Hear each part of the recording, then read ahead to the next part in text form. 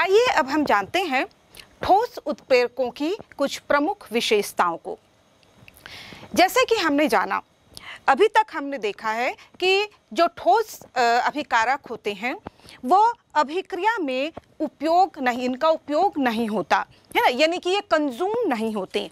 तो ठोस अभिकारकों की जो सबसे पहली विशेषता है वो यही है कि ये अभिक्रिया में यूज नहीं होते, यानी कि पूरी अभिक्रिया के दौरान ये अपने द्रव्यमान तथा रासायनिक संगठन के रूप में बिल्कुल वैसे ही अभिक्रिया के पश्चात हमें प्राप्त हो जाते हैं जैसा कि हम इनका उपयोग करते हैं।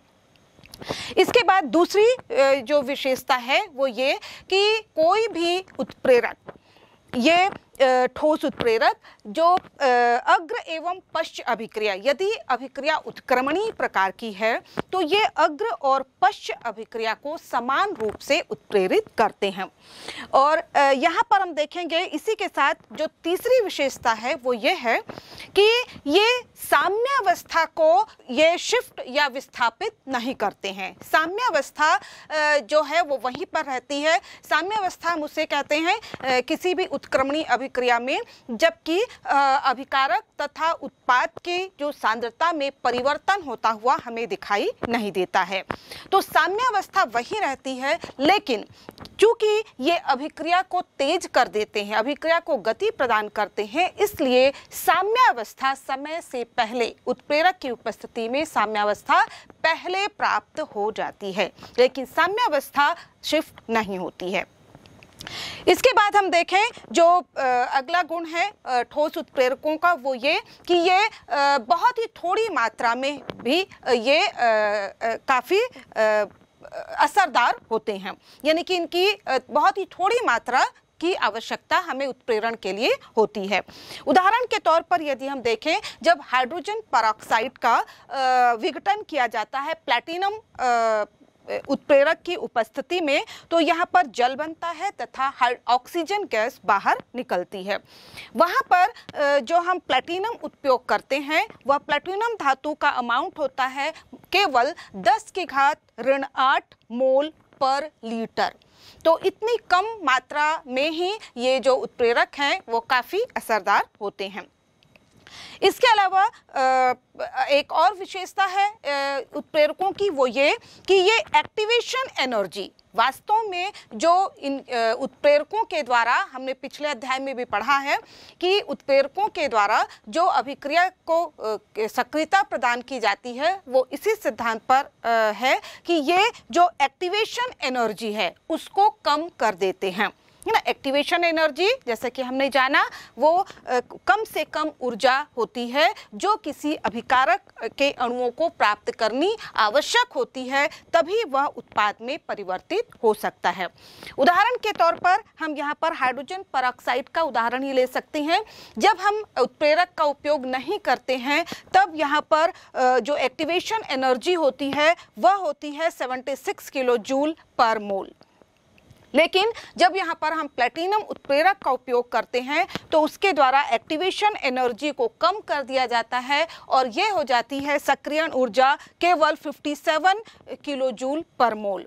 और क्योंकि एक्टिवेशन एनर्जी कम हो गई है इसलिए अधिक से अधिक अभिकारक के अणु इस एनर्जी बैरियर को आसानी से पार कर लेते हैं और हमें जल्दी तथा अधिक मात्रा में उत्पाद प्राप्त हो जाते हैं।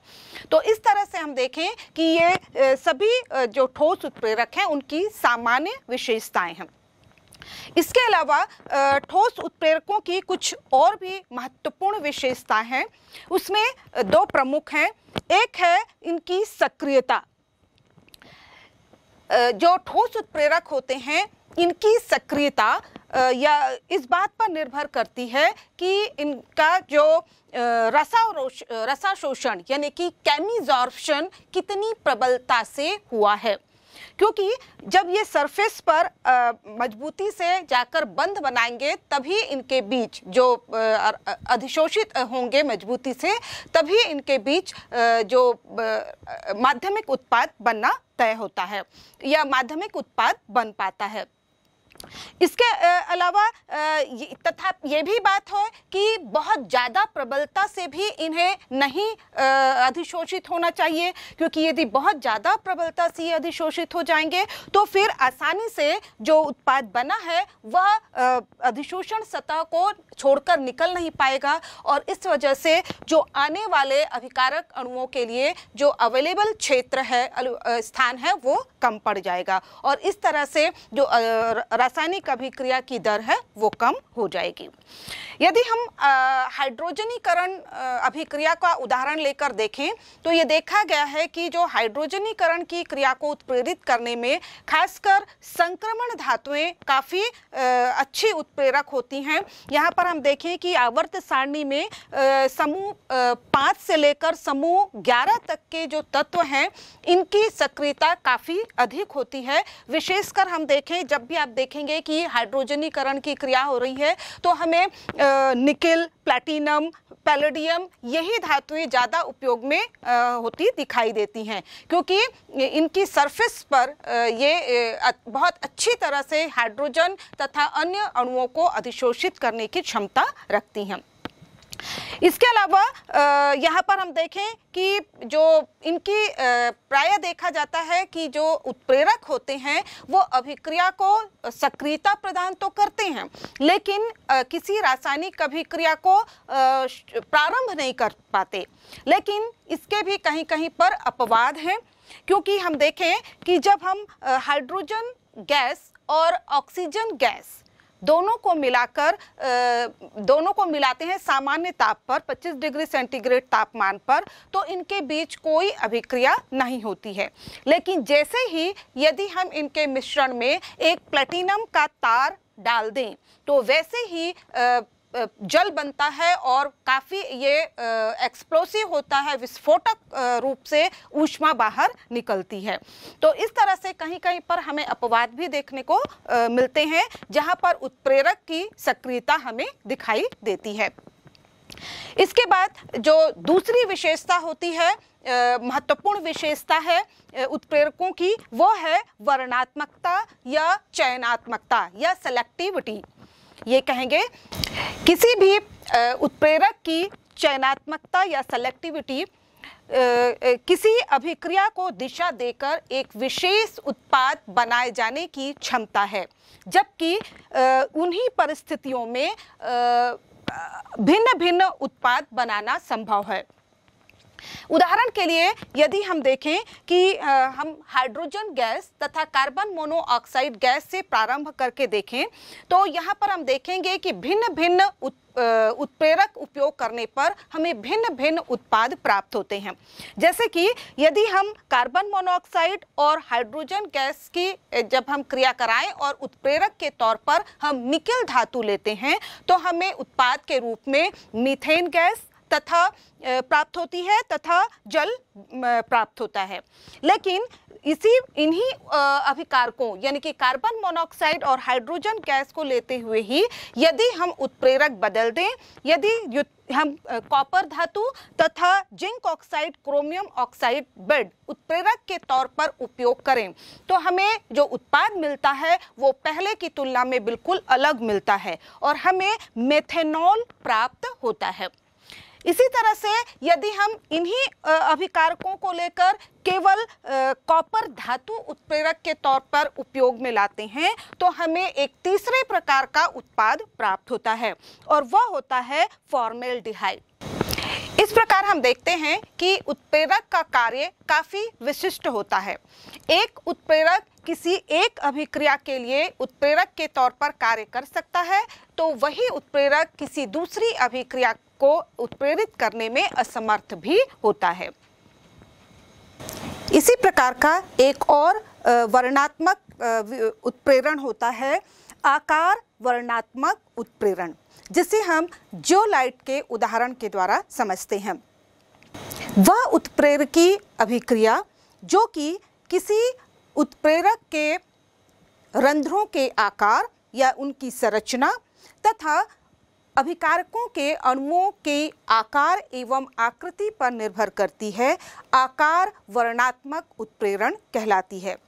यहाँ पर हम देखें कि जो जियोलाइट होते हैं उनकी संरचना मधुमक्खी के छत्ते के आकार की होती है और ये बहुत ही अच्छे आकार वर्णनात्मक उत्प्रेरक होते हैं।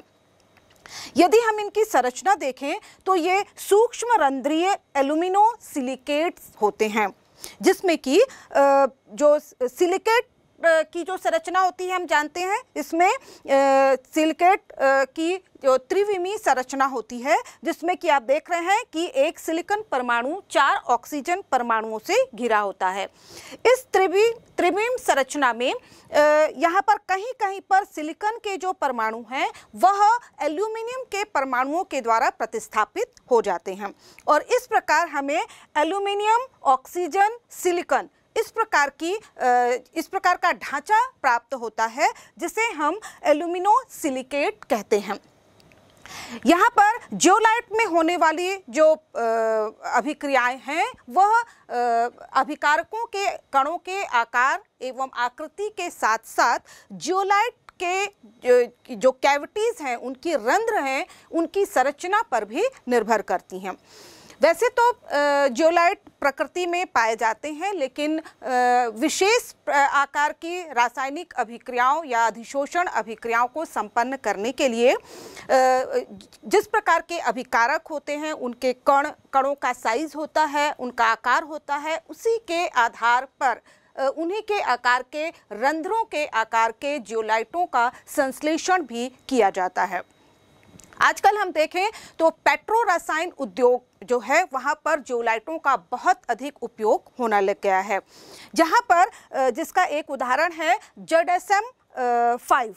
यहाँ पर ये एक बहुत ही अच्छा